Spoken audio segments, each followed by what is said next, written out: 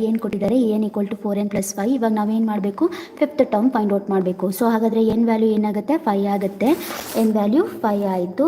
So ಏನಂತ ಬರ್ಕೋತೀರಾ, so 4 n value is 5. So +5 ಎಷ್ಟಾಯಿತೆ, 4 5s are 20, 20 + 5 ಅಂದರೆ ಎಷ್ಟಾಯಿತು, 25 ಆಯಿತು. ಓಕೆ, 25 ಏನಾಗುತ್ತೆ, ಫಿಫ್ತ್ ಟರ್ಮ್ ಆಗುತ್ತೆ. ನೆಕ್ಸ್ಟ್ ಸೆಕೆಂಡ್ ಒನ್, ಇವಾಗ ಕಾನ್ಸ್ಟೆಂಟ್ ಟರ್ಮ್ ಏನಾಗುತ್ತೆ ಅಂತ ಕೇಳಿದ್ದಾರೆ. ಸೊ ನಾವೇನು ಮಾಡಬೇಕು, ಇದನ್ನು ಸ್ಟ್ಯಾಂಡರ್ಡ್ ಫಾರ್ಮಲ್ಲಿ ಬರೀಬೇಕು. ಸೊ ಏನಾಗುತ್ತೆ, 5x² that is equal to 4x plus 2 3s are 6. Okay, 2 3s are 6. So ಇವಾಗ ಅದೇನು ಸ್ಟ್ಯಾಂಡರ್ಡ್ ಫಾರ್ಮಲ್ಲಿ 5x² minus 4x minus 6 = 0. So this is the standard form of quadratic equation, given quadratic equation. So here constant is -6. So ಏನಾಗುತ್ತೆ, -6 ಅನ್ನೋದು ಏನಾಗುತ್ತೆ, constant term ಆಗುತ್ತೆ. So option ಯಾವುದಿದೆ, option D right ಆಗುತ್ತೆ. Next question number 3 ಏನಾಗಿದೆ ಅಂದರೆ, nature ತೋರಿಸಿದೆ. 2 ಸಮೀಕರಣಗಳನ್ನ ಕೊಟ್ಟಿದೆ, 2 ಇಕ್ವೇಷನ್ ಕೊಟ್ಟಿದ್ದಾರೆ. ಅದು ಏನಾಗುತ್ತೆ, ಇಂಟರ್ಸೆಕ್ಟ್ ಆಗುತ್ತಾ, ಕೋಯಿನ್ಸೈಡ್ ಆಗುತ್ತಾ, ಪ್ಯಾರಲಲ್ ಆಗುತ್ತಾ, ಪರ್ಪೆಂಡಿಕ್ಯುಲರ್ ಆಗುತ್ತಾ ಅಂತ ಕೇಳಿದ್ದಾರೆ. ಇದನ್ನು ನಾವೇನು ಮಾಡಬೇಕು, ಕೋಎಫಿಷಿಯೆಂಟ್ನ ಪ್ರಪೋರ್ಷನ್ಸ್ನ ತಗೊಳ್ಳೋದ್ರ ಮೂಲಕ ಇದನ್ನು ಹೇಳ್ಬೋದು. ಸೊ ಕೋಎಫಿಷಿಯೆಂಟ್ ಪ್ರಪೋರ್ಷನ್ಸ್ ಏನಾಗುತ್ತೆ, ಫಸ್ಟ್ ಇಕ್ವೇಷನ್ ನೋಡಿ. So in this first equation we can take a1 as a coefficient of x and b as a coefficient of y and c is some constant. ಓಕೆನಾ, ಇದನ್ನು ನಾನು ತಗೋತಿದ್ದೀನಿ. So a1 b1 c1 are coefficient of x y and c1 is the constant of first equation. So ಮೊದಲನೇ ಸಮೀಕರಣದಲ್ಲಿ ಇದನ್ನು consider ಮಾಡಿದ್ದೀನಿ. ಎರಡನೇ ಸಮೀಕರಣಕ್ಕೆ ಸಿಮಿಲರ್ a2 b2 c2 ಅಂತ ತೊಗೊತಿದ್ದೀನಿ. ಇವಾಗ ನಾವೇನು ಮಾಡಬೇಕಂದ್ರೆ, ಇದು ಛೇದಿಸುತ್ತಾ ಇಲ್ವಾ ಅಂತ ಚೆಕ್ ಮಾಡೋಕ್ಕೋಸ್ಕರ ನಮಗೊಂದು ರಿಲೇಷನ್ ಇದೆ. So a1 divided by a2 that is equal to b1 divided by b2 that is equal to c1 divided by c2. ಇಲ್ಲಿ ನೋಡಿ, ಈ ಥರ ಏನಾರ ಕಂಡೀಷನ್ ಬಂತು ಅಂದರೆ ಅದೇನಾಗಿರುತ್ತೆ, ಕೋಇನ್ಸೈಡ್ ಆಗಿರುತ್ತೆ. ಸೊ ಕೋಇನ್ಸೈಡ್ ಲೈನ್ಸ್ಗೆ ಈ ಕಂಡೀಷನ್ ಸ್ಯಾಟಿಸ್ಫೈ ಆಗಬೇಕು. ಸೊ ಹಾಗಾದರೆ ಇಂಟರ್ಸೆಕ್ಟ್ ಆಗಬೇಕಂದ್ರೆ ಯಾವ ಕಂಡೀಷನ್ ಸ್ಯಾಟಿಸ್ಫೈ ಆಗಬೇಕು, ಫಸ್ಟ್ ಇದೆ ಅಲ್ವಾ, ಇದು ನಾಟ್ ಈಕ್ವಲ್ ಬರಬೇಕು. ಆವಾಗ ಲೈನ್ಸ್ ಏನಾಗುತ್ತೆ, ಇಂಟರ್ಸೆಕ್ಟ್ ಆಗುತ್ತೆ. ಸೊ ಅದೇ ಥರ ಸಮಾಂತರ ಆಗಿರಬೇಕಂದ್ರೆ ಏನಾಗಿರಬೇಕು, ಸಮಾಂತರ ಆಗಿರಬೇಕಂದ್ರೆ ಇದು ಈಕ್ವಲ್ ಇರಬೇಕು. ಅಂದರೆ a1 divided by a2 that is equal to b1 divided by not equal to c1 divided by c2 ಆಗಿರಬೇಕು. ಸೊ ಇದೇನಾಗುತ್ತೆ, ಸಮಾಂತರ ರೇಖೆಗಳಿಗೆ ಅಥವಾ ಸಮಾಂತರವಾಗಿರೋದಕ್ಕೆ ಇದು ಕಂಡೀಷನ್ ಸ್ಯಾಟಿಸ್ಫೈ ಆಗಬೇಕು. ಇಲ್ಲೇನು ಹೇಳಿದ್ದಾರೆ, ಏನಾಗುತ್ತೆ, ಇಂಟರ್ಸೆಕ್ಟ್ ಆಗುತ್ತಾ ಏನಾಗುತ್ತಾ ಅಂತ ಚೆಕ್ ಮಾಡೋಕ್ಕೆ ಹೇಳಿದ್ದಾರೆ. ಸೊ ಇದಕ್ಕೇನು ಮಾಡ್ತೀನಿ, ನಾನು ರೇಷೋಸ್ ತೊಗೊತೀನಿ. ಎಕ್ಸ್ನ ಕೋಎಫಿಷಿಯೆಂಟ್ ಎಷ್ಟಿದೆ, 1 ಇದೆ ಫಸ್ಟ್ ಇಕ್ವೇಷನಲ್ಲಿ. ಹಾಗೆ ಸೆಕೆಂಡ್ ಇಕ್ವೇಷನಲ್ಲಿ ಎಕ್ಸ್ನ ಕೋಎಫಿಷಿಯೆಂಟ್ ಎಷ್ಟಿದೆ, 3 ಇದೆ. ಸೊ ಫಸ್ಟ್ ಇಕ್ವೇಷನಲ್ಲಿ ವೈನ ಕೋಎಫಿಷಿಯೆಂಟ್ -2 ಇದೆ. ನೆಕ್ಸ್ಟ್ ವೈನ ಕೋಎಫಿಷಿಯೆಂಟ್ ಸೆಕೆಂಡ್ ಇಕ್ವೇಷನಲ್ಲಿ ಥರ ಫಸ್ಟ್ ಇಕ್ವೇಷನಲ್ಲಿ ಸಿ ವ್ಯಾಲ್ಯೂ ಎಷ್ಟಿದೆ, 0 ಇದೆ. ಸೆಕೆಂಡ್ ಇಕ್ವೇಷನಲ್ಲಿ ಏನಿದೆ, -20 ಇದೆ. ಇವಾಗ ಅಬ್ಸರ್ವ್ ಮಾಡಿ, ಫಸ್ಟ್ ರೇಷೋ ಸೆಕೆಂಡ್ ರೇಷೋಗೆ ಈಕ್ವಲ್ ಆಗ್ತಿಲ್ಲ. ಸೊ ಹಾಗಾದರೆ ನಾನೇನು ಹೇಳಿದ್ದೆ, ಇಂಟರ್ಸೆಕ್ಟ್ ಆಗಬೇಕಂದ್ರೆ, ಇಂಟರ್ಸೆಕ್ಟ್ ಆಗಿದೆ ಅಂದರೆ ರಿಲೇಷನ್ಶಿಪ್ ಯಾವ ಸ್ಯಾಟಿಸ್ಫೈ ಆಗುತ್ತೆ, a1 divided by a2 is not equal to b1 divided by b2. So ಇಲ್ಲಿ ಇದನ್ನು ನೋಡಿಬಿಟ್ರೆ ನಮಗೇನು ಗೊತ್ತಾಗುತ್ತೆ, so these given 2 lines are intersecting lines ಅಂತ ಗೊತ್ತಾಗುತ್ತೆ. ಇವಾಗ ನೆಕ್ಸ್ಟ್ ಕ್ವಶನ್ ಅಬ್ಸರ್ವ್ ಮಾಡಿ. ಸೊ ಇಲ್ಲಿ ಏನು ಕೊಟ್ಟಿದ್ದಾರೆ, ಚಿತ್ರದಲ್ಲಿ ತೋರಿಸುವಂಥ ನಕ್ಷೆಯಲ್ಲಿ ರೇಖಾತ್ಮಕ ಸಮೀಕರಣಗಳ ಜೋಡಿಗಳು ಯಾವುದು ಅಂತ ಕೇಳಿದ್ದಾರೆ. ನೀವಿಲ್ಲಿ ಅಬ್ಸರ್ವ್ ಮಾಡಬೇಕಾಗಿರೋದು, ಇಲ್ಲಿ ಏನು ಕೊಟ್ಟಿದ್ದಾರೆ, so here these 2 lines are intersecting at the point 1,0. So 1,0ನಲ್ಲಿ 2 ಇಕ್ವೇಷನ್ ಏನಾಗ್ತಿದೆ, ಇಂಟರ್ಸೆಕ್ಟ್ ಆಗ್ತಿದೆ. ಅಥವಾ ನಾವೇನು ಹೇಳ್ಬೋದು, 1,0 ಅನ್ನೋದು 2 ಲೈನ್ಸ್ ಮೇಲೆ ಕೂಡ ಇದೆ. ಇವಾಗ ನಾವು ಇದನ್ನು 2 ಮೆಥಡ್ಸ್ ಯೂಸ್ ಮಾಡಿ ಸಾಲ್ವ್ ಮಾಡ್ಬೋದು. ಒಂದು ಸ್ಲೋಪ್ ಮತ್ತು ಇಂಟರ್ಸೆಪ್ಟ್ ಫಾರ್ಮ್ ಯೂಸ್ ಮಾಡ್ಕೊಂಡು ಮಾಡ್ಬೋದು. ಅಂದರೆ y is equal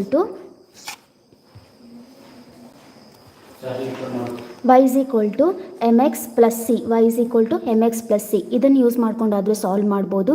ಅಥವಾ ಇದಕ್ಕಿಂತ ಈಸಿ ಅಂದರೆ, ಯಾವ ಪಾಯಿಂಟ್ ಇದೆ ಅಲ್ವಾ, ಸೊ ಇಲ್ಲಿ ಪಾಯಿಂಟ್ ಇದೆ 1,0 ಇದೆ. ಈ ಪಾಯಿಂಟ್ ಏನಾಗುತ್ತೆ, 2 ಲೈನ್ ಮೇಲೆ ಇದೆ. ಸೊ ಯಾವಾಗಲೇ ಆಗಲಿ ಲೈನ್ ಮೇಲೆ ಒಂದು ಪಾಯಿಂಟ್ ಇದೆ ಅಂದರೆ ಆ ಪಾಯಿಂಟ್ ಏನಾಗುತ್ತೆ, ಆ ಲೈನ್ ಸ್ಯಾಟಿಸ್ಫೈ ಮಾಡುವಂಥ ಇಕ್ವೇಷನ್ನ ಇದು ಕೂಡ ಸ್ಯಾಟಿಸ್ಫೈ ಮಾಡುತ್ತೆ. ಓಕೆನಾ, ಸೊ ಸೊಲ್ಯೂಷನ್ ಅಂದರೆ ಅದೇ ಅರ್ಥ, that should satisfy the given equation ಅಂತ ಅಲ್ವಾ. ಸೊ ಇವಾಗ ನಾವೇನು ಮಾಡಬೇಕು, ಇಲ್ಲಿ ಕೆಳಗಡೆ ಕೊಟ್ಟಿರೋವಂಥ ಇಷ್ಟು ಇಕ್ವೇಷನ್ಸಲ್ಲಿ 1,0 ಈ ಪಾಯಿಂಟು 2 ಇಕ್ವೇಷನ್ನ ಸ್ಯಾಟಿಸ್ಫೈ ಮಾಡಬೇಕಲ್ವಾ. ಆ 2 ಇಕ್ವೇಷನ್ಸ್ ಯಾವುದು ಅಂತ ಚೆಕ್ ಮಾಡಬೇಕು. ಸೊ ನೀವು ಚೆಕ್ ಮಾಡ್ತಾ ಹೋಗಿದ್ರೆ ಇಲ್ಲಿ 2 ಇಕ್ವೇಷನ್ ಸ್ಯಾಟಿಸ್ಫೈ ಮಾಡೋದು ಯಾವುದಾಗುತ್ತೆ ನೋಡೋಣ. ಇದೇನಾಗುತ್ತೆ, ಇಲ್ಲಿ x ವ್ಯಾಲ್ಯೂ 1 ಕೊಡ್ತೀನಿ, y ವ್ಯಾಲ್ಯೂ 0 ಕೊಡ್ತೀನಿ. ಹೌದಾ. ಸೊ 1 + 0 ಅಂದರೆ 1 ಆಗುತ್ತೆ, ಇದು ಸ್ಯಾಟಿಸ್ಫೈ ಆಯಿತು.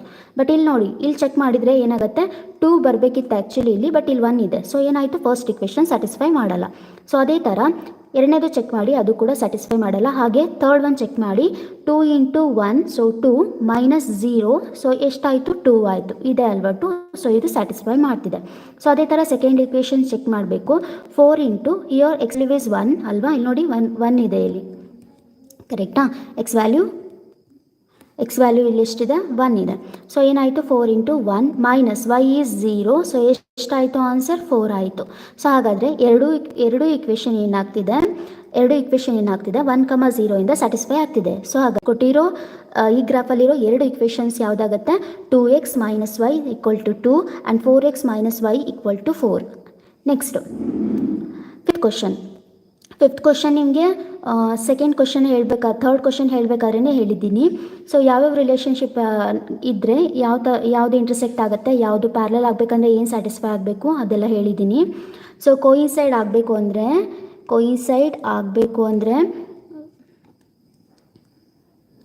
ಆಗಬೇಕಂದ್ರೆ ಈ ಕಂಡೀಷನ್ ಸ್ಯಾಟಿಸ್ಫೈ ಆಗಬೇಕು. ಇಂಟರ್ಸೆಕ್ಟ್ ಆಗಬೇಕಂದ್ರೆ ಸಿ ಕಂಡೀಷನ್ ಇಲ್ಲಿದೆ ಅಲ್ವಾ, ಈ ಕಂಡೀಷನ್ ಸ್ಯಾಟಿಸ್ಫೈ ಆಗುತ್ತೆ. ಅದೇ ಪ್ಯಾರಲಲ್ ಆಗಬೇಕಂದ್ರೆ ಫಸ್ಟ್ ಕಂಡೀಷನ್ ಸ್ಯಾಟಿಸ್ಫೈ ಆಗುತ್ತೆ. ಸೊ ಹಾಗಾದರೆ ಸಮಾಂತರ ರೇಖೆಗಳಿಗೆ ಯಾವ ಕಂಡೀಷನ್ ಸ್ಯಾಟಿಸ್ಫೈ ಆಗುತ್ತೆ, A1 / A2 that is equal to B1 / B2 that is not equal to C1 / C2.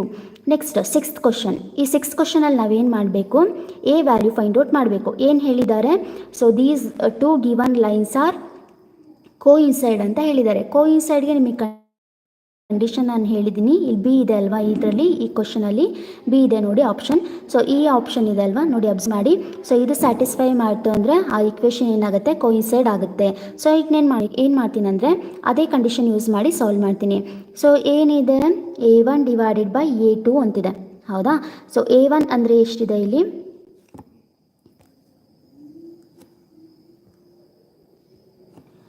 A1 ಅಂದರೆ ಎಷ್ಟಿದೆ ಇಲ್ಲಿ, 2. ನೆಕ್ಸ್ಟ್ A2 ಅಂದರೆ ಎಷ್ಟಿದೆ, A2 ಎ ಇದೆ, okay. That is equal to next 3 / B that is equal to 14 / 7 ಆಗುತ್ತೆ. 7 / 14 ಆಗುತ್ತೆ, ಅಂದರೆ 1/2 ಆಗುತ್ತೆ. ಇವಾಗ ನಾನೇನು ಮಾಡ್ತೀನಿ, ಇದೆರಡು ಇಕ್ವೇಟ್ ಮಾಡಿ ಎ ವ್ಯಾಲ್ಯೂ ಫೈಂಡ್ ಔಟ್ ಮಾಡ್ತೀನಿ, ಇದೆರಡು ಇಕ್ವೇಟ್ ಮಾಡಿ ಬಿ ವ್ಯಾಲ್ಯೂ ಫೈಂಡ್ ಔಟ್ ಮಾಡ್ತೀನಿ. ಇದೆರಡು ಇಕ್ವೇಟ್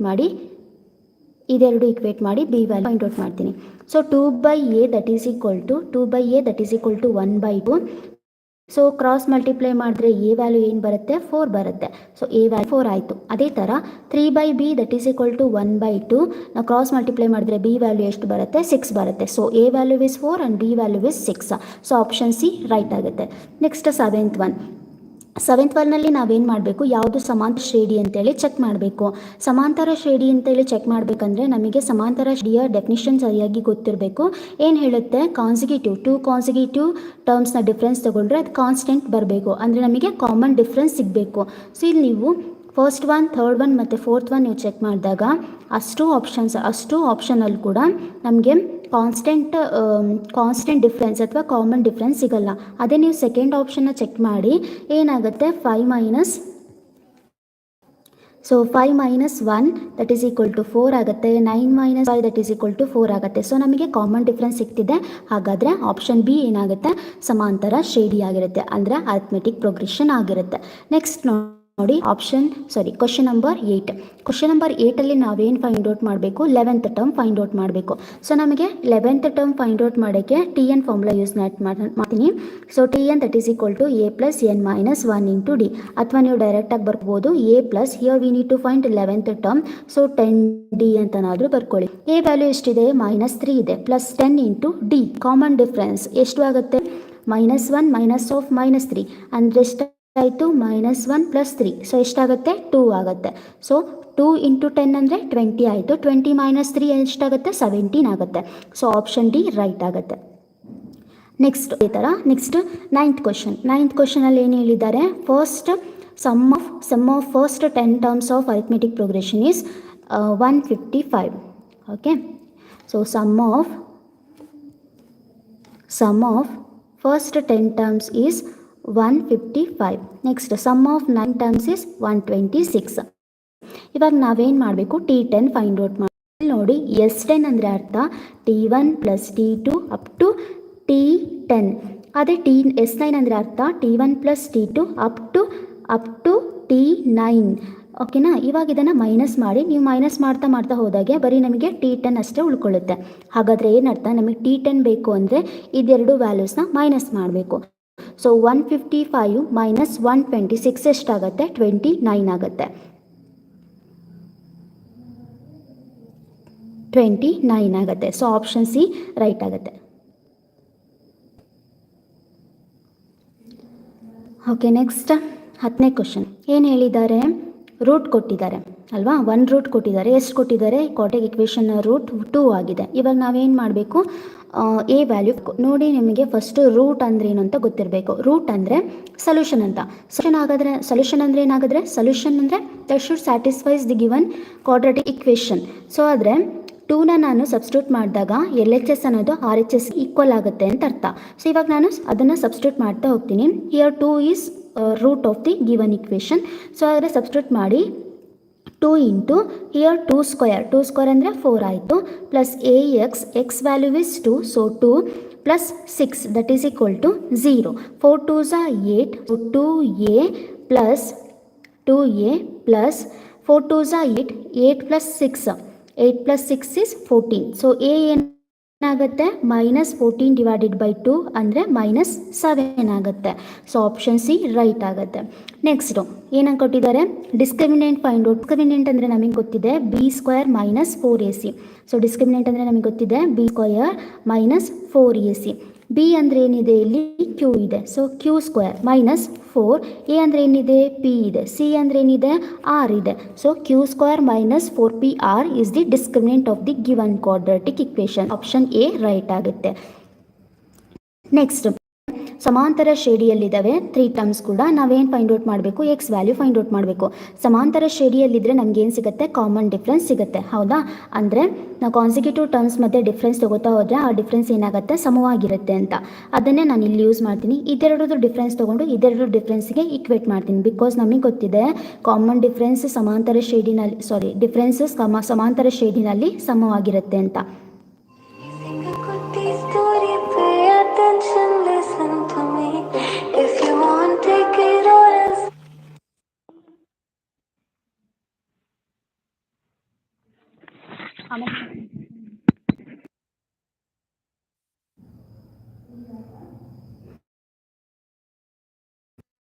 ಇಲ್ಲಿ ಡಿಫ್ರೆನ್ಸ್ ತಗೋತೀನಿ. ಏನಾಗುತ್ತೆ difference, x - 4 that is equal to 10 - x. Because ನನಗೆ ಕಾಮನ್ ಡಿಫ್ರೆನ್ಸ್ ಬರುತ್ತಲ್ವ ಅರಿಥ್ಮೆಟಿಕ್ ಪ್ರೋಗ್ರೆಷನಲ್ಲಿ, ಅದಕ್ಕೋಸ್ಕರ ಇದನ್ನು ಯೂಸ್ ಮಾಡ್ಕೊಂಡು ನಾನು ಏನು ಮಾಡ್ತೀನಿ, ಎಕ್ಸ್ ವ್ಯಾಲ್ಯೂ ಫೈಂಡ್ ಔಟ್ ಮಾಡ್ತೀನಿ. ಸೊ ಇದನ್ನು ರೀಅರೇಂಜ್ ಮಾಡಿ x + x ಆಗುತ್ತೆ, 2x ಆಗುತ್ತೆ, 14 ಆಗುತ್ತೆ. ಓಕೆ, ಸೊ ಎಕ್ಸ್ ವ್ಯಾಲ್ಯೂ ಎಷ್ಟಾಯಿತು, ಆಪ್ಷನ್ ಡಿ ರೈಟ್ ಆಗುತ್ತೆ. ನೆಕ್ಸ್ಟ್, ಇಲ್ಲಿ ವರ್ಗ ಸಮೀಕರಣದ ಮೂಲ ಏನಾಗುತ್ತೆ ಅಂತ ಕೊಟ್ಟಿದ್ದಾರೆ. ವರ್ಗ ಸಮೀಕರಣ ಇಲ್ಲಿ ನೋಡಿ ಫಾರ್ಮಲ್ಲಿದೆ. ಸೊ ಸ್ಟ್ಯಾಂಡರ್ಡ್ ಫಾರ್ಮಲ್ಲಿ ಇದ್ದರೆ ಅದರ ಸೊಲ್ಯೂಷನ್ನ ನಾವು ಶ್ರೀಧರ್ಸ್ ಫಾರ್ಮುಲಾ ಯೂಸ್ ಮಾಡ್ಕೊಂಡು ಬರೀಬೋದು. ಸೊ ಶ್ರೀಧರ್ಸ್ ಫಾರ್ಮುಲಾ ಏನು ಹೇಳುತ್ತೆ, x that is equal to -b + r - √b² - 4ac. So option A right ಆಗುತ್ತೆ. ನೆಕ್ಸ್ಟ್, ಇಲ್ಲಿ 14th ಕ್ವಶನ್ ನೋಡಿ. ಇಲ್ಲಿ ಆಲ್ರೆಡಿ ಕ್ವಾಡ್ರಾಟಿಕ್ ಇಕ್ವೇಷನ್ನ ಫ್ಯಾಕ್ಟರ್ಸ್ ಪ್ರಾಡಕ್ಟ್ ಆಫ್ 2 ಫ್ಯಾಕ್ಟರ್ಸ್ ಫಾರ್ಮಲ್ಲಿ ಕೊಟ್ಟಿದ್ದಾರೆ. ಸೊ ಪ್ರಾಡಕ್ಟ್ ಆಫ್ 2 ಫ್ಯಾಕ್ಟರ್ಸಲ್ಲಿ ಫಾರ್ಮಲ್ಲಿ ಕೊಟ್ಟಿದ್ರೆ ನಾವೇನು ಮಾಡಬೇಕು, ಈಚ್ ಫ್ಯಾಕ್ಟರ್ನು 0ಗೆ ಈಕ್ವೇಟ್ ಮಾಡಬೇಕು. ಆವಾಗ ನಮಗೆ ಎಕ್ಸ್ ವ್ಯಾಲ್ಯೂ ಸಿಗುತ್ತೆ. ಸೊ ಒಂದೇದೇನಾಗುತ್ತೆ, 3 ಆಗುತ್ತೆ. ಸೊ ಎರಡನೇ ಫ್ಯಾಕ್ಟರ್ನ ನಾನು 0ಗೆ ಈಕ್ವೇಟ್ ಮಾಡಿದ್ರೆ ಎಕ್ಸ್ ವ್ಯಾಲ್ಯೂ ಎಷ್ಟಾಗುತ್ತೆ, -2 ಆಗುತ್ತೆ. ಸೊ 3, -2 ಏನಾಗುತ್ತೆ, ರೈಟ್ ಆಪ್ಷನ್ ಆಗುತ್ತೆ. ನೆಕ್ಸ್ಟ್ ಏನು ಕೊಟ್ಟಿದ್ದಾರೆ, 2 ಅನುಕ್ರಮ ಪೂರ್ಣಾಂಕ 27 ಅಂತ ಕೊಟ್ಟಿದ್ದಾರೆ. ನಾವಿಲ್ಲಿ ಆಪ್ಷನ್ ನೋಡ್ಬಿಟ್ಟು ಹೇಳ್ಬೋದು. ಇಲ್ಲಿ ನೋಡಿ, ಇದೆರಡು ಅನುಕ್ರಮ ಪೂರ್ಣಾಂಕಗಳಲ್ಲ, ಅಂದರೆ ಪಕ್ಕದಲ್ಲಿ ಬರುವಂಥ ಪೂರ್ಣಾಂಕಗಳಲ್ಲ.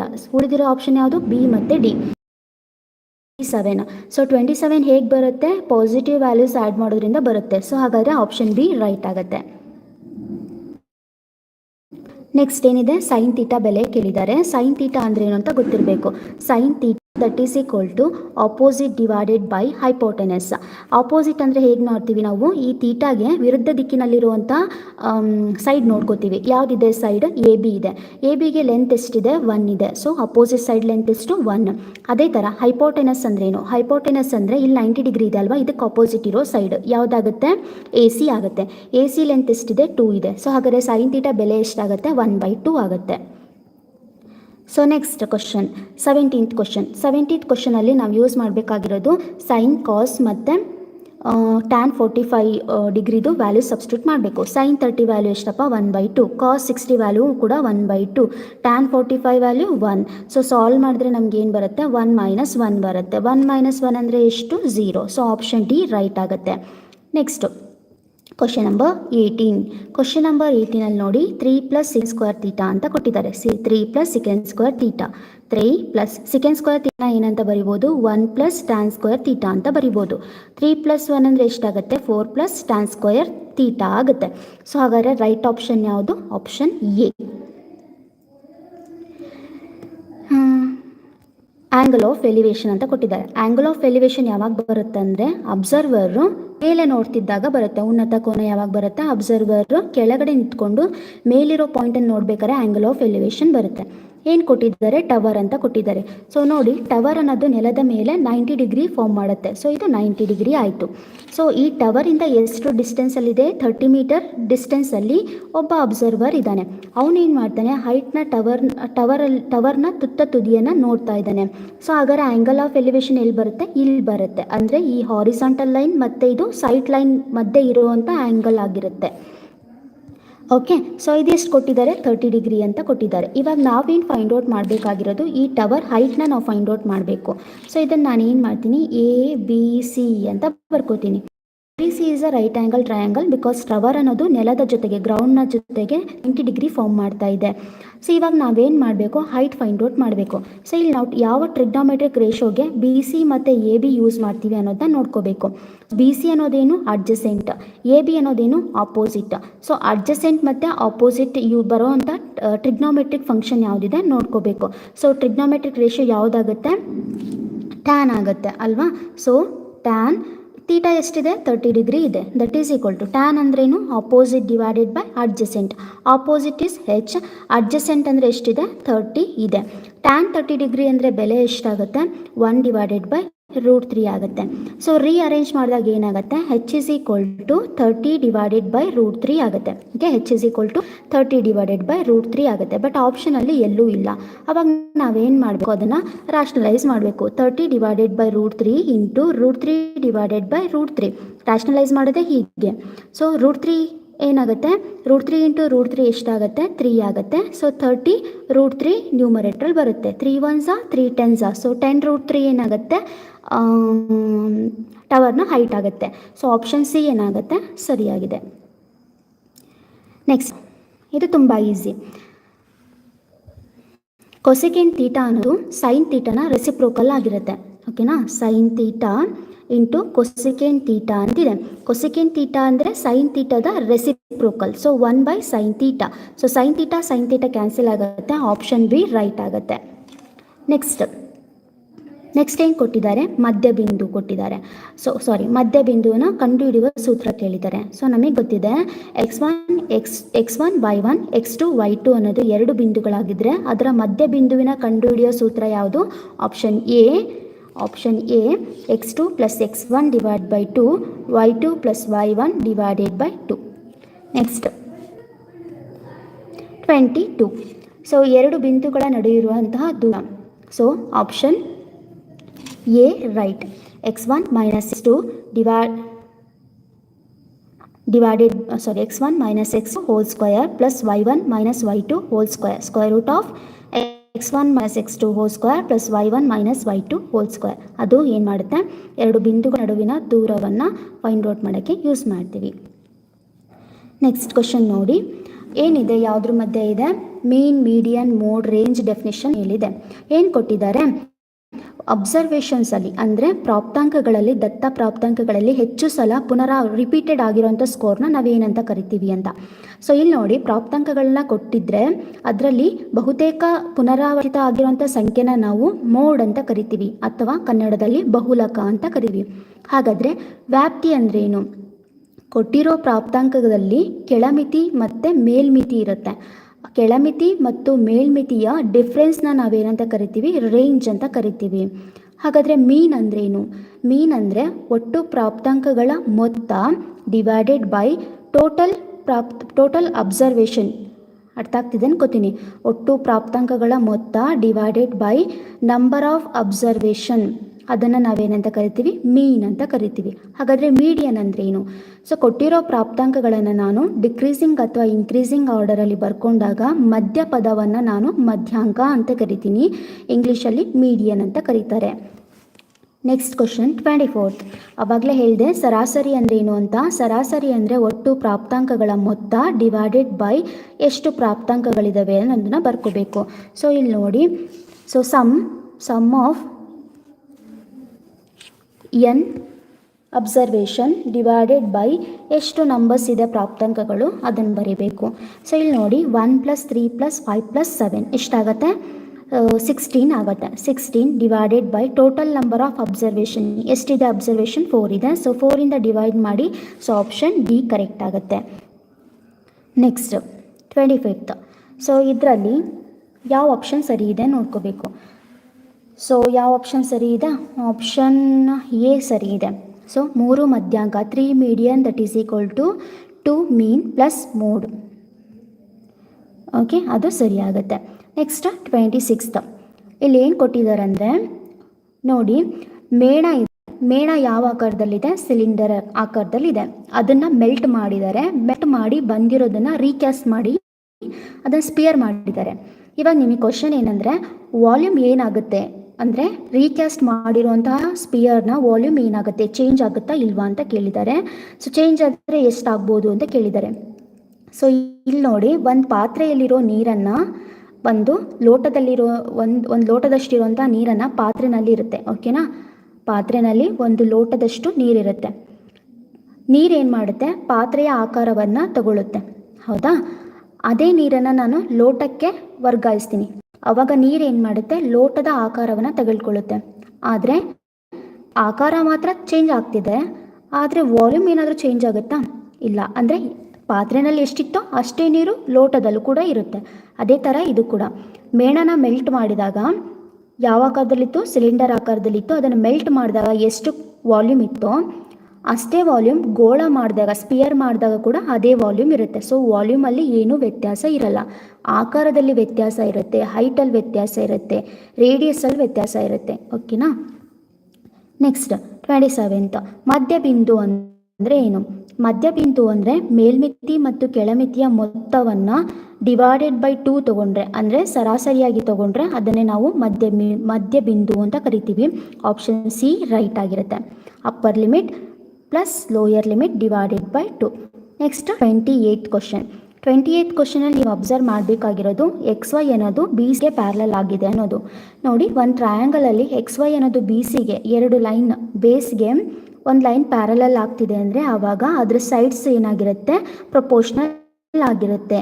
ಅಂದರೆ AB divided by AX that is equal to AY divided by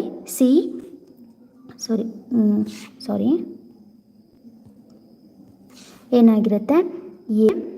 AX divided by AB that is equal to AY divided by AC. ಇದು ಕೂಡ ಆಗಿರುತ್ತೆ. ಹಾಗೆ ಇನ್ನೊಂದಿದೆ AX divided by BX that is equal to AY divided by CY. ಇದೆರಡು ಕೂಡ right ಆಪ್ಷನ್ನೇ. ಇದರಲ್ಲಿ ಯಾವ ಆಪ್ಷನ್ ಕೊಟ್ಟಿದ್ದಾರೆ ನೋಡಬೇಕಾಗತ್ತೆ. ಸೊ ಆಪ್ಷನ್ ಬಿ ರೈಟ್ ಆಗುತ್ತೆ. AX divided by BX that is equal to AY divided by CY. ಯಾವಾಗ ಸೈಡ್ಸ್ ಪ್ರಪೋರ್ಷನಲ್ ಆಗುತ್ತೆ? ಬೇಸ್ಗೆ ಆ ಲೈನ್ ಪ್ಯಾರಲಲ್ ಆಗಿರಬೇಕು, ಆವಾಗದು ಪ್ರಪೋರ್ಷನಲ್ ಆಗುತ್ತೆ.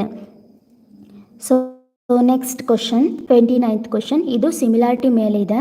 ನಾವೇನು ಮಾಡಬೇಕು? ಮೊದಲು ಟ್ರಯಾಂಗಲ್ ಸಿಮಿಲರ್ ಇದೆನೋ ಚೆಕ್ ಮಾಡಬೇಕು. ಇಲ್ಲಿ ನೋಡಿ, ಬಿ ಇದೆ, ಆ್ಯಂಗಲ್ ಬಿ ಅನ್ನೋದು ಏನಾಗಿದೆ, ಆ್ಯಂಗಲ್ ಇಗೆ ಈಕ್ವಲ್ ಇದೆ. ಕರೆಕ್ಟಾ? ಆ್ಯಂಗಲ್ ಬಿ ಅನ್ನೋದು ಆ್ಯಂಗಲ್ ಎಗೆ ಈಕ್ವಲ್ ಇದೆ. ನೆಕ್ಸ್ಟ್ ಏನಾಗಿದೆ, ಸೈಡ್ ರೇಷಿಯೋ ನೋಡ್ಕೋಬೇಕು. ಸೊ ಸೈಡ್ ರೇಷಿಯೋ ಯಾವುದಿದೆ ನೋಡಿ, A B divided by D E ಎಷ್ಟಾಗುತ್ತೆ, ಎ ಬಿ ಅಂದರೆ 3.8 ಇದೆ, ಡಿ ಇ ಅಂದರೆ 7.6 ಇದೆ. ಸೊ 1/2 ಆಗುತ್ತೆ. ಹಾಗೆ ಅದೇ ಥರ A C divided by D F, A C divided by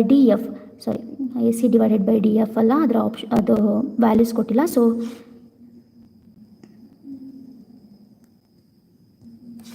B C divided by E F, 6 divided by 12, ಅದು ಕೂಡ ಎಷ್ಟಾಯಿತು, 1/2 ಆಯಿತು. ಸೊ 2 ಸೈಡ್ಸ್ ರೇಷಿಯೋಸ್ ಏನಾಗುತ್ತೆ, ಪ್ರಪೋರ್ಷನಲ್ ಆಗಿದೆ. ಸೈಡ್ ರೇಷಿಯೋಸ್ ಏನಾಗಿದೆ, ಪ್ರಪೋರ್ಷನಲ್ ಆಗಿದೆ. ಮತ್ತು ಆ ಸೈಡ್ಸ್ ಮಧ್ಯೆ ಇರುವಂತಹ ಆ್ಯಂಗಲ್ ಏನಾಗಿದೆ, ಆ್ಯಂಗಲ್ಸ್ ಕೂಡ ಏನಾಗಿದೆ, ಈಕ್ವಲ್ ಆಗ್ತಿದೆ.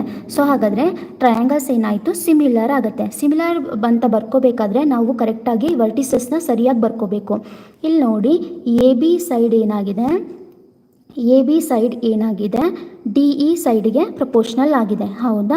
ಸೊ ನೆಕ್ಸ್ಟ್ ಬಿ ಅನ್ನೋ ಆ್ಯಂಗಲ್ ಏನಾಗಿದೆ, ಈ ಆ್ಯಂಗಲ್ಗೆ ಈಕ್ವಲ್ ಇದೆ. ನೆಕ್ಸ್ಟು ಬಿ ಸಿ ಅನ್ನೋ ಸೈಡ್ ಇ ಎಫ್ ಅನ್ನೋ ಸೈಡ್ಗೆ ಪ್ರಪೋರ್ಷನಲ್ ಆಗಿದೆ. So triangle A B C ಅನ್ನೋದು ಟ್ರಯಾಂಗಲ್ ಡಿ ಇ ಎಫ್ಗೆ ಸಿಮಿಲರ್ ಆಗಿದೆ.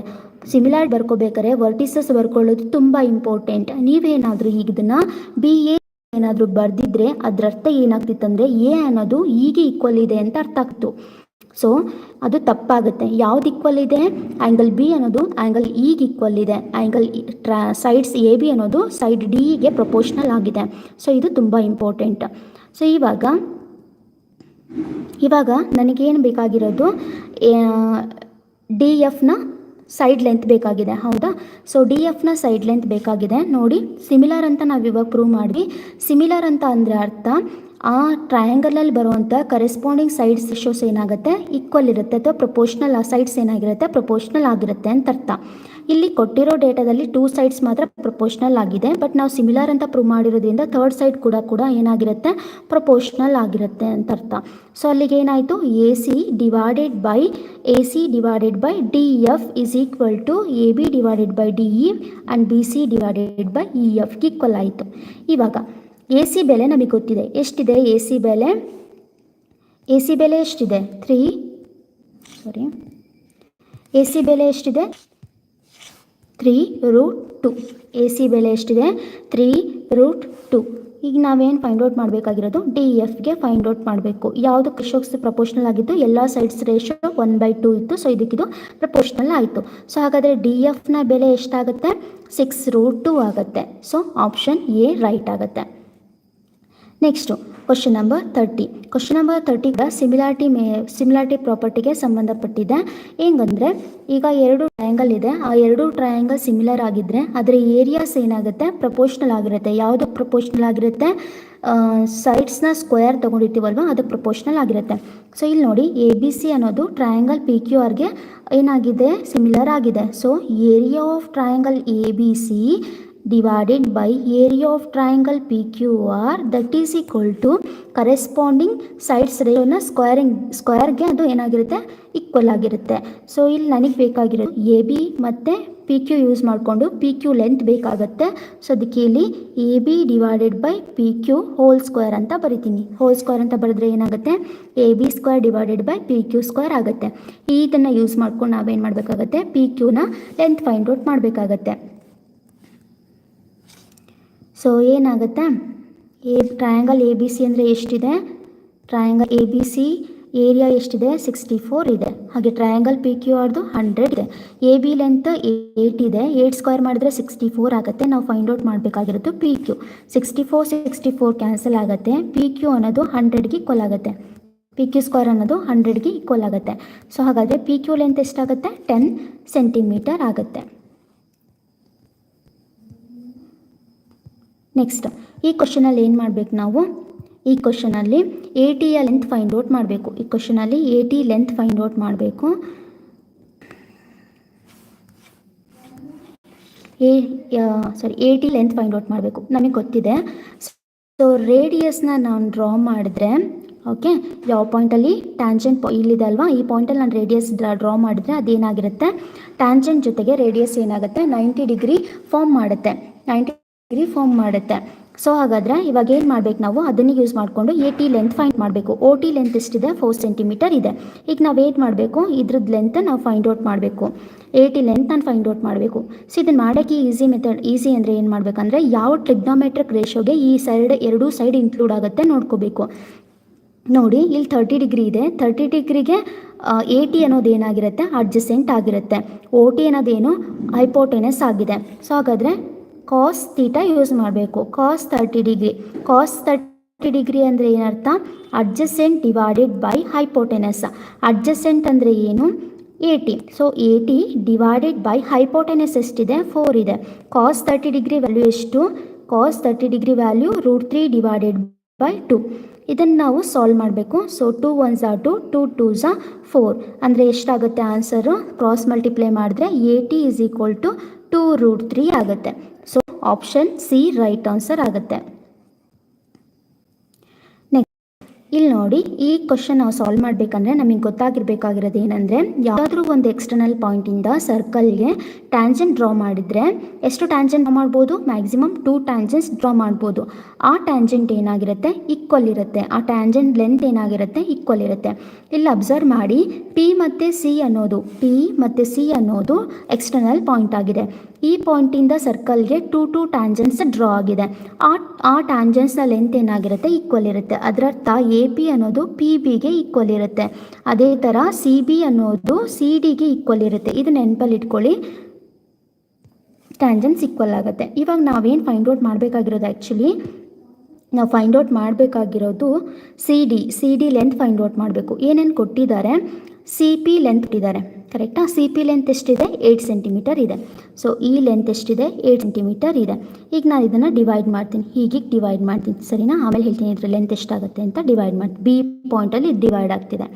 ಇವಾಗ ಎ ಪಿ ಲೆಂತ್ ಎಷ್ಟು ಕೊಟ್ಟಿದ್ದಾರೆ, 5 ಸೆಂಟಿಮೀಟರ್ ಕೊಟ್ಟಿದ್ದಾರೆ. ನಾ ಏನೇಂತ ಹೇಳಿದೆ, ಎಕ್ಸ್ಟರ್ನಲ್ ಪಾಯಿಂಟಿಂದ ಟ್ಯಾಂಜೆಂಟ್ ಡ್ರಾ ಮಾಡಿರೋದು ಅಂದರೆ ಸರ್ಕಲ್ಗೆ ಡ್ರಾ ಮಾಡಿರೋಂಥ ಟ್ಯಾಂಜೆಂಟ್ ಈಕ್ವಲ್ ಇರುತ್ತೆ ಅಂತ. ಸೊ ಅಲ್ಲಿಗೆ ಪಿ ಬಿ ಲೆಂತ್ ಏನಾಗುತ್ತೆ, 5 ಆಗುತ್ತೆ.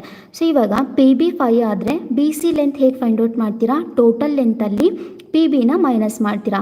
ಟೋಟಲ್ ಲೆಂತ್ ಪಿ ಸಿದು ಎಷ್ಟಿದೆ, 8 ಸೆಂಟಿಮೀಟರ್ ಇದೆ. 8ಅಲ್ಲಿ 5 ಲೆಸ್ ಮಾಡಿದ್ರೆ ನನಗೆ ಬಿ ಸಿ ಲೆಂತ್ ಸಿಗುತ್ತೆ. ಬಿ ಸಿ ಎಷ್ಟಾಯಿತು, 3 ಆಯಿತು. ಇವಾಗ ಬಿ ಸಿ ಅನ್ನೋ ಟ್ಯಾಂಜೆಂಟು ಸಿ ಅನ್ನೋ ಎಕ್ಸ್ಟರ್ನಲ್ ಪಾಯಿಂಟಿಂದ ಡ್ರಾ ಮಾಡಿದ್ದೀವಿ. ಸಿ ಅನ್ನೋ ಎಕ್ಸ್ಟರ್ನಲ್ ಪಾಯಿಂಟಿಂದ ಇನ್ನೊಂದು ಟ್ಯಾಂಜೆಂಟ್ ಇದೆ, ಅದು ಸಿ ಡಿ ಆಗಿರುತ್ತೆ. ಸೊ ಎಕ್ಸ್ಟರ್ನಲ್ ಪಾಯಿಂಟಿಂದ ಡ್ರಾ ಮಾಡಿರೋ ಎರಡೂ ಟ್ಯಾಂಜೆಂಟ್ ಲೆಂತ್ ಈಕ್ವಲ್ ಆಗಿರೋದ್ರಿಂದ ಸಿ ಡಿ ಲೆಂತ್ ಕೂಡ ಏನಾಗಿರುತ್ತೆ, 3 ಸೆಂಟಿಮೀಟರ್ ಆಗಿರುತ್ತೆ. ಇಷ್ಟೇ. ನೆಕ್ಸ್ಟ್ ಇಲ್ಲಿ ಕೊಟ್ಟಿರೋ ಸ್ಟೇಟ್ಮೆಂಟಲ್ಲಿ ಯಾವ್ದು ರಾಂಗ್ ಇದೆ ಅಂತ ನೋಡಬೇಕು. ಫಸ್ಟ್ ಸ್ಟೇಟ್ಮೆಂಟ್ ಏನು ಹೇಳುತ್ತೆ, ಎಳೆದ ಸ್ಪರ್ಶಕವು ವೃತ್ತಕವನ್ನು ಒಂದೇ ಬಿಂದುವಿನಲ್ಲಿ ಸ್ಪರ್ಶಿಸುತ್ತದೆ. ಹೌದು, ಅದು ರೈಟ್. ಅದು ರೈಟ್. ಸೊ ಒಂದು ಸರ್ಕಲ್ ಇದೆ ಅಂದರೆ ಒಂದು ಟ್ಯಾಂಜೆಂಟ್ ಡ್ರಾ ಮಾಡಿದ್ವಿ ಅಂದರೆ ಒಂದು ಪಾಯಿಂಟಲ್ಲಿ ಮಾತ್ರ ಅದು ಸರ್ಕಲ್ನ ಟಚ್ ಮಾಡುತ್ತೆ ಅನ್ನೋದು ನಮಗೆ ಗೊತ್ತಿದೆ. ನೆಕ್ಸ್ಟ್ ಸೆಕೆಂಡ್ ಆಪ್ಷನ್ ನೋಡಿ. ಸೆಕೆಂಡ್ ಆಪ್ಷನಲ್ಲಿ ಏನಿದೆ, ವೃತ್ತಕ್ಕೆ ಒಂದು ಸರಳ ರೇಖೆಯನ್ನು ಎಳೆದಾಗ ಅದು ಯಾವಾಗಲೂ ವೃತ್ತದ ಒಂದೇ ಒಂದು ಬಿಂದುವಿನಲ್ಲಿ ಹಾದು ಹೋಗುತ್ತದೆ. ನೋಡಿ, ಇದು ತಪ್ಪಾಗುತ್ತೆ. ಯಾಕಾಗುತ್ತೆ ಅಂದರೆ ಇಲ್ಲಿ ತೋರಿಸ್ತೀನಿ. ಹೀಗೊಂದು ಸರ್ಕಲ್ ಇದೆ, ಇದನ್ನು ನಾವು ಟ್ಯಾಂಜೆಂಟ್ ಅಂತೀವಿ. ಸೊ 1 ಪಾಯಿಂಟಲ್ಲಿ ಟಚ್ ಆಗುತ್ತೆ. ಇದನ್ನು ಸೆಕೆಂಡ್ ಅಂತ ಅಂತೀವಿ. ಸೊ ಇದು ಎಷ್ಟು ಪಾಯಿಂಟಲ್ಲಿ ಟಚ್ ಆಗ್ತಿದೆ, 2 ಪಾಯಿಂಟಲ್ಲಿ ಟಚ್ ಆಗ್ತಿದೆ. ಹಾಗಾದರೆ ಸೆಕೆಂಡ್ ಆಪ್ಷನ್ ಆಗುತ್ತೆ, ರಾಂಗ್ ಆಗುತ್ತೆ. ಯಾಕಂದರೆ ವೃತ್ತಕ್ಕೆ ಒಂದು ಸರಳ ರೇಖೆಯನ್ನು ಎಳೆದಾಗ ಮ್ಯಾಕ್ಸಿಮಮ್ ಅಂದರೆ ಅದು 2 ಪಾಯಿಂಟ್ಸ್ ಅಲ್ಲೊಂದು ಆದ್ರೂ ಅದು ಟಚ್ ಆಗೇ ಆಗುತ್ತೆ. ಸೊ ಹಾಗಾದರೆ ಆಪ್ಷನ್ ಬಿ ಏನಾಗುತ್ತೆ, ತಪ್ಪಾಗುತ್ತೆ. ಆಪ್ಷನ್ ಸಿ, ವೃತ್ತಕ್ಕೆ ಒಂದು ಸರಳ ರೇಖೆಯನ್ನು ಎಳೆದಾಗ ಅದು ವೃತ್ತವನ್ನು ಸ್ಪರ್ಶಿಸುವ ಬಿಂದುವನ್ನು ಸ್ಪರ್ಶ ಬಿಂದು ಅಂತ ಕರೀತಾರೆ. ಇದು right option. Point of contact ಅಂತ ಕರಿತೀವಿ. ಸ್ಪರ್ಶ ಬಿಂದುವಿನಿಂದ ವೃತ್ತಕ್ಕೆ ಎಳೆದ ತ್ರಿಜ್ಯವು ಸ್ಪರ್ಶ ರೇಖೆಗೆ ಲಂಬವಾಗಿರುತ್ತದೆ. ಹೌದು, ಇದು ಸರಿ. ಇಲ್ಲಿ ಒಂದು ಸರ್ಕಲ್ ಇದೆ ಅಂದರೆ ಇದು ಸೆಂಟರ್ ಅಂತಂದರೆ ಇದು ರೇಡಿಯಸ್ ಆದರೆ ಇದೇ ಪಾಯಿಂಟಲ್ಲಿ ಒಂದು ಟ್ಯಾಂಜೆಂಟ್ ನಾನು ಡ್ರಾ ಮಾಡಿದೆ ಅಂದರೆ ಇದೆರಡರ ಮಧ್ಯ ಆ್ಯಂಗಲ್ ಎಷ್ಟಿರುತ್ತೆ, 90 ಡಿಗ್ರಿ ಇರುತ್ತೆ. ನೆಕ್ಸ್ಟ್ 35 ಕನ್ಸ್ಟ್ರಕ್ಷನ್ ಮೇಲೆ ಕ್ವಶನ್ ಇದೆ. ಕನ್ಸ್ಟ್ರಕ್ಷನ್ ಯಾವುದ್ರ ಕನ್ಸ್ಟ್ರಕ್ಷನ್ ಇದು, ಟ್ಯಾಂಜೆಂಟ್ ಕನ್ಸ್ಟ್ರಕ್ಷನ್ ಮಾಡಬೇಕಾದ್ರೆ ನಾವೇನು ಮಾಡ್ತೀವಿ, ಒಂದು ಪರ್ಪೆಂಡಿಕ್ಯುಲರ್ನ ಡ್ರಾ ಮಾಡ್ಕೋತೀವಿ. ಸೊ ಇದು ಹಾಗಾದರೆ ನೆಕ್ಸ್ಟ್ ಏನಾಗುತ್ತೆ, ನೆಕ್ಸ್ಟ್ ಸ್ಟೆಪ್ ಏನಾಗುತ್ತೆ, ಆಪ್ಷನ್ ಎ ಆಗಿರುತ್ತೆ. ನೆಕ್ಸ್ಟ್ 36 ಏನಿದೆ, ಇಲ್ಲಿ ಒಂದು ಗೋಳದ ಮೇಲ್ಮೈ ವಿಸ್ತೀರ್ಣ 616 ಆಗಿದೆ. ಅದೇ ಗೋಳದ ತ್ರಿಜ್ಯ ಏನು ಅಂತ ಕೇಳಿದ್ದಾರೆ. ಓಕೆನಾ. ಒಂದು ಗೋಳದ ವಿಸ್ತೀರ್ಣ ಎಷ್ಟಾಗುತ್ತೆ? ಫಾರ್ಮುಲಾ ಏನಿದೆ 4πr². ಎಷ್ಟಾಗುತ್ತೆ ಅಂತ ಹೇಳಿದ್ದಾರೆ? 616 ಆಗುತ್ತೆ ಅಂತ ಹೇಳಿದ್ದಾರೆ. ಇದನ್ನು ಸಾಲ್ವ್ ಮಾಡಬೇಕು. ಸೊ r² = 616 ಡಿವೈಡೆಡ್ ಬೈ 4π ಆಗುತ್ತೆ. ಪೈ ವ್ಯಾಲ್ಯೂ ನಾನು ಡೈರೆಕ್ಟಾಗಿ ಸಬ್ಸ್ಟಿಟ್ಯೂಟ್ ಮಾಡ್ತೀನಿ. 22 ಡಿವೈಡೆಡ್ ಬೈ 7 ಇತ್ತಲ್ವಾ, ಆ 7ನ ನ್ಯೂಮರೇಟ್ರಲ್ಲಿ ಬರಿತೀವಿ. ಯಾಕಂದರೆ ಡೆನಾಮಿನೇಟ್ರಲ್ಲಿ ರೇಷೋ ಫಾರ್ಮಲ್ಲಿ ಬಂತು ಅಂದರೆ ಆ ರೇಷೋನ ನ್ಯೂಮರೇಟ್ರನ್ನ ಮಾತ್ರ ನಾವು ಡೆನಾಮಿನೇಟ್ರಲ್ಲಿ ಇಟ್ಟು ಆರ್ಮಿನೇಟರ್ನ ನ್ಯೂಮರೇಟ್ರಿಗೆ ಬರ್ಕೋತೀವಿ. ಹೌದಾ? ನೆಕ್ಸ್ಟು 22 × 4 = 88. 88 × 7 = 600. r² ಅನ್ನೋದು 7² ಆದರೆ ರೇಡಿಯಸ್ ಎಷ್ಟಾಗುತ್ತೆ? 7 ಆಗುತ್ತೆ. ನೆಕ್ಸ್ಟು ಶಂಕುವಿನ ಘನಫಲ ಕಂಡುಹಿಡಿಯುವ ಸೂತ್ರ ಯಾವುದು ಅಂತ ಕೇಳಿದ್ದಾರೆ. ನೋಡಿ, ಸಿಲಿಂಡರ್ಗೆ ವಾಲ್ಯೂಮ್ ಫಾರ್ಮುಲಾ ಏನಾಗುತ್ತೆ? πr² ಹೆಚ್ಚಾಗುತ್ತೆ. ಇದರ 1/3 ಅಷ್ಟು ಏನಾಗುತ್ತೆ? ಕೋನ್ನ ವಾಲ್ಯೂಮ್ ಆಗುತ್ತೆ. ಇದು ನೆನಪಲ್ಲಿ ಇಟ್ಕೊಳ್ಳಿ. ಕೋನ್ ವಾಲ್ಯೂಮ್ ಏನಾಗಿರುತ್ತೆ? 1/3 ಆಫ್ ವಾಲ್ಯೂಮ್ ಆಫ್ ಸಿಲಿಂಡರ್ ಆಗಿರುತ್ತೆ. ವಾಲ್ಯೂಮ್ ಆಫ್ ಸಿಲಿಂಡರ್ನ πr² ಅಂತ ಬರಿತೀವಿ. ಸೊ ಆಪ್ಷನ್ ಸಿ ರೈಟ್ ಆಗಿದೆ. ನೆಕ್ಸ್ಟು 38 ಏನು ಕೊಟ್ಟಿದ್ದಾರೆ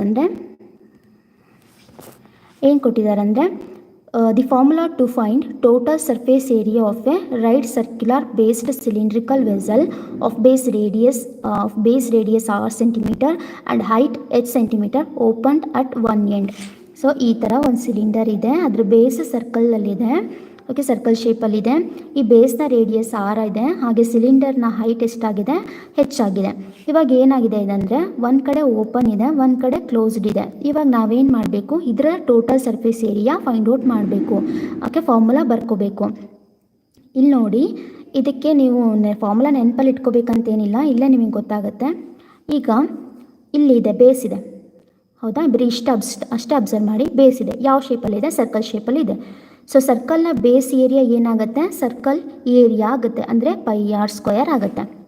ಇದು ಓಪನ್ ಇರೋದ್ರಿಂದ ನಾನು ಇದನ್ನು ಇನ್ಕ್ಲೂಡ್ ಮಾಡಲ್ಲ. ನೆಕ್ಸ್ಟು ಈಗ ನೋಡಿ, ಒಂದು ಬ್ಯಾಂಗಲ್ ಇದೆ. ಈ ಬ್ಯಾಂಗಲ್ ಮೇಲೆ ಒಂದು ಬ್ಯಾಂಗಲ್ ಇಡ್ತಾ ಹೀಗೆ ಹೋಗ್ತೀನಿ. ಆವಾಗ ಏನಾಗುತ್ತದು? ಸಿಲಿಂಡರ್ ಶೇಪಿಗೆ ಬರುತ್ತೆ. ಕರೆಕ್ಟಾ? ಸಿಲಿಂಡರ್ ಶೇಪಿಗೆ ನಮಗೆ ಸಿಗುತ್ತೆ.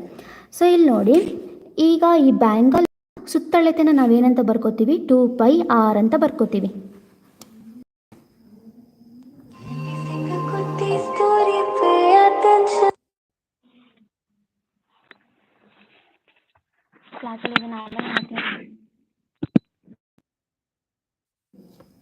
ಓಕೆ, ಸಾರಿ.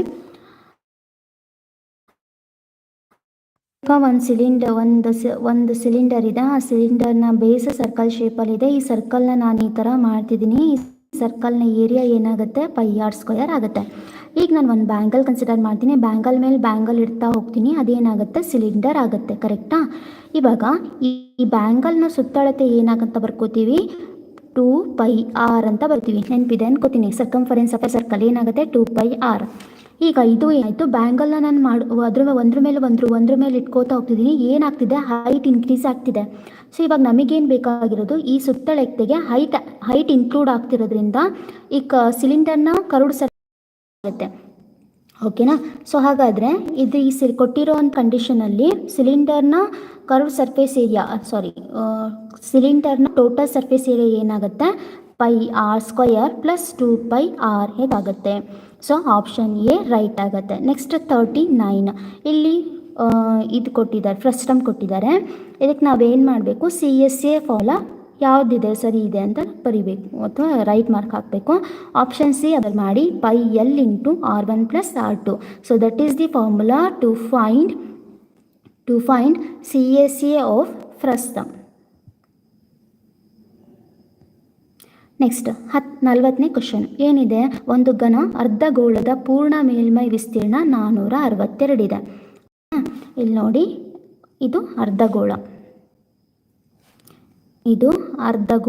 ಕರೆಕ್ಟಾ? ಇದರ ಟೋಟಲ್ ಸರ್ಫೇಸ್ ಏರಿಯಾ ಅಂದರೆ ಏನಾಗುತ್ತೆ? CSA. ಇದು ಕರ್ವ್ಡ್ ಸರ್ಫೇಸ್ ಏರಿಯಾ. ಹೌದಾ? ಇದು ಬೇಸ್ ಏರಿಯಾ. ಈ ಟೋಟಲ್ ಬೇಸ್ ಏರಿಯಾ ಮತ್ತು ಕರ್ವ್ಡ್ ಸರ್ಫೇಸ್ ಏರಿಯಾ ಟೋಟಲ್ ಮಾಡಿದ್ರೆ ಎಷ್ಟಾಗುತ್ತೆ? 462 ಆಗುತ್ತೆ. ನೆಕ್ಸ್ಟ್ ಏನು ಕೊಟ್ಟಿದ್ದಾರೆ? ಕರ್ವ್ಡ್ ಸರ್ಫೇಸ್ ಏರಿಯಾ ಕೊಟ್ಟಿದ್ದಾರೆ, ಅಂದರೆ ಇದ್ರದ್ದು ಕೊಟ್ಟಿದ್ದಾರೆ. ಎಷ್ಟು ಕೊಟ್ಟಿದ್ದಾರೆ? 308 ಆಗುತ್ತೆ. 308 ಇದೆ. ಇವಾಗ ನಾವೇನು ಮಾಡಬೇಕು? Then find the area of the base of the hemisphere. ನಾವೀಗ ಏನು ಮಾಡಬೇಕು? ಇದೆ ಅಲ್ವಾ, ಈ ಬೇಸ್ ಏರಿಯಾ ನಾವು ಫೈಂಡ್ ಔಟ್ ಮಾಡಬೇಕು. ಸೊ ಏನಿದೆ ಕೊಟ್ಟಿರೋ ಡೇಟಾದಲ್ಲಿ ಟೋಟಲ್ ಆ್ಯಕ್ಚುಲಿ ಅವ್ರು ಕೊಟ್ಟಿದ್ದಾರೆ, ಟೋಟಲ್ ಮತ್ತು ಕೊಟ್ಟಿದ್ದಾರೆ, ಮತ್ತು ಸಿ ಎಸ್ ಎ ಕೊಟ್ಟಿದ್ದಾರೆ. ಈಗ ನಾವೇನು ಮಾಡ್ತೀನಿ ಅಂದರೆ ಟೋಟಲಲ್ಲಿ ಸಿ ಎಸ್ ಎ ಮೈನಸ್ ಮಾಡಿದ್ರೆ ನನಗೆ ಬೇಸಿಂದು ಏರಿಯಾ ಸಿಗುತ್ತೆ. ಸೊ ಮೈನಸ್ ಮಾಡಿದ್ರೆ ಆನ್ಸರ್ ಎಷ್ಟು ಬರುತ್ತೆ? 154 ಬರುತ್ತೆ. ಸೊ ರೈಟ್ ಆಪ್ಷನ್ ಯಾವುದು? Option C.